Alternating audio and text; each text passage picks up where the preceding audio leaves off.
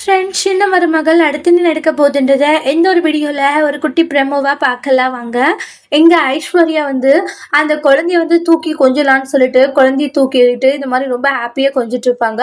சடனாக ஐஸ்வர்யா பார்த்தீங்கன்னா ஏதோ ஒரு பயத்தில், அதாவது கீழே வந்து பாம்பு இருக்கிற மாதிரியான ஒரு நினைப்பையே உடனே பார்த்தீங்கன்னா குழந்தைய வந்து கீழே போட்டுட்டு போயிடுவாங்க.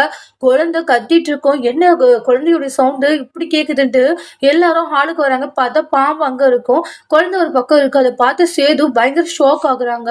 அதுக்கப்புறமா வந்து சேது வந்து காப்பாத்திடுறாங்க குழந்தைய. ராஜாங்கெல்லாம் குழந்தை கொன்னையில தான் சேதுன்றாங்க. இல்லப்பா, குழந்தைய ஒண்ணும் பண்ணல பாம்புன்றாங்க.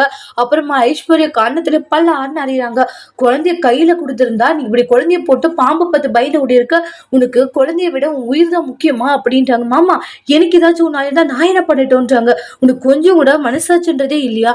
அது ஒரு பிஞ்சு குழந்தை, அந்த குழந்தைய வந்து போட்டுட்டு போற அளவுக்கு உனக்கு மனசு எங்க இருந்துட்டு வந்துச்சுன்றாங்க. மாமா, இல்ல மாமா, அது வந்துட்டாங்க, போத நிப்பாட்டு. இந்த அளவுக்கு மோசமா இருப்பேன்னு நினைக்கவே இல்லை ஐஷோன்றாங்க. இந்த அளவுக்கு கேவலமானவளா இருந்திருக்க நீன்றாங்க. குழந்தைய வந்து அவ்வளவு விளையாட்டு நினைச்சிட்டு இருக்கல, உன் இஷ்டத்துக்கு வந்து குழந்தைய இந்த மாதிரி பண்ணிட்டு இருக்க. நீ இஷ்டப்படுறதுக்கெல்லாம் வந்து குழந்தை இது மாதிரி எல்லாம் விளையாட்டு மாதிரி பண்ணிட்டு இருக்காதுன்றாங்க.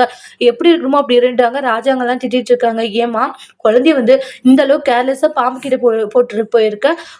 சப்போஸ் வந்து ஏதாச்சும் பாம்பு இது குழந்தை ஏதாச்சும் பண்ணியிருந்தா என்ன பண்றது? இல்ல மாமா, அது வந்துன்றாங்க. ஐஸ்வர்யா, நீ இன்னும் குழந்தை மாதிரியே இருக்கமான்றாங்க. எப்படி இருக்கணும், என்ன பண்ணணுன்றதே நீ புரிஞ்சுக்கவே மாட்டேங்கிறன்றாங்க.